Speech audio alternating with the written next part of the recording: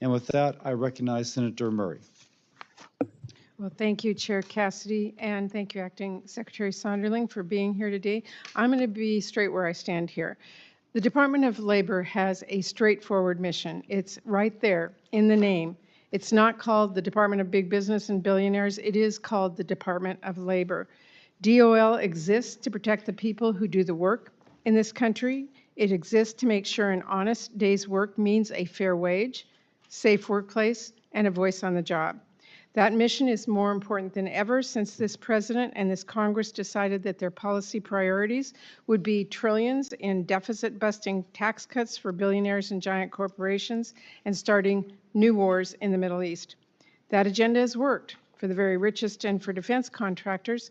Elon Musk became a trillionaire. But the basics, groceries, healthcare, gas, all of that has gotten more and more expensive for regular working people. All while millions of Americans lose their health care, inflation is sky high, and there is no end in sight to Trump's costly war. That's the state of our economy for working families, thanks to this president. That's the reality for everyone who doesn't get a tax write-off for a private jet. So now you are here asking this committee for a promotion, since your predecessor apparently created such a hostile and scandal-plagued work environment she was pushed out. But let's be clear. You are not a bystander to this administration's anti-worker policies and agenda. You were confirmed as Deputy Secretary in March of last year. You've run it as Acting Secretary since April. I just talked about the harm this Republican majority has done to our economy, but you have built your own anti-worker record at DOL.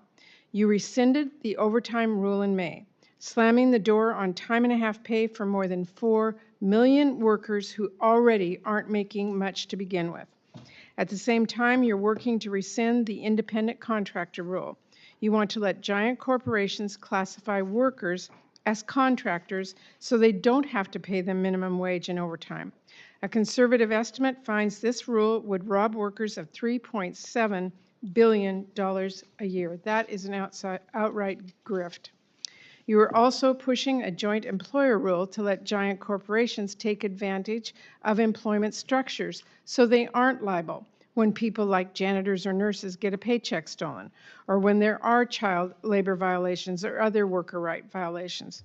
But here's what every worker watching needs to understand. This department treats its own employees exactly the way it is letting the worst employees treat theirs. For example, Trump's Department of Labor fired 90% of the office that worked to protect workers from discrimination by federal contractors since 1965. And when they did that, they ignored the 4 months notice its own union contract required. The Department of Labor violating a labor contract. You can't make that up.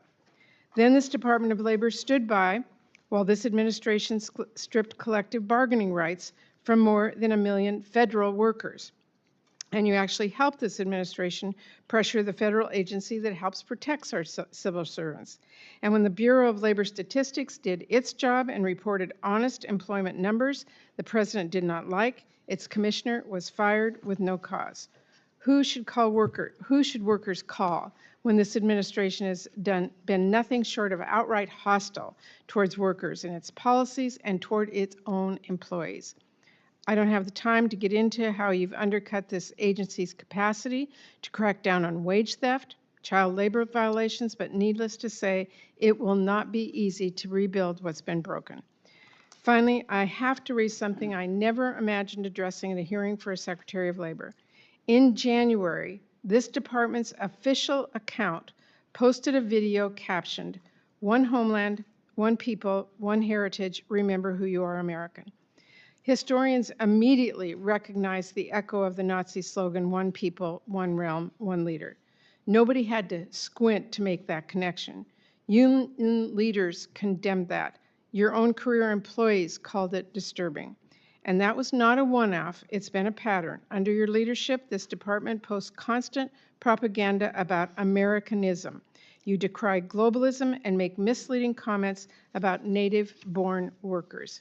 It is so apparent this department is posting this kind of garbage as a wink and nod to extremists and to get a rise out of everyone else who is paying attention. but you need to hear it from somebody. This kind of language and imagery is a disgrace. Mr. Sonderling, Frances Perkins, the woman who we can thank for the minimum wage, for the 40-hour work week, for Social Security, she built this department to stop employers with records like yours. So I'll close with this. The 4 million workers whose overtime you shut the door on didn't get a vote on that policy. But I have a vote here in the Senate, and I fear any vote to confirm you is for more of the same, to strip overtime protections for our workers, to undercut our unions, and to let giant corporations get away with robbery, literally. America does need a labor secretary who understands our workers, who should not be denied overtime pay, or who will prosecute wage theft and child labor violations, who believes we should increase the minimum wage, who understands America is way overdue for a national paid leave program, and who will stand up every minute for every worker's right to form a union. That is just where I stand. Thank you, Senator Cassidy.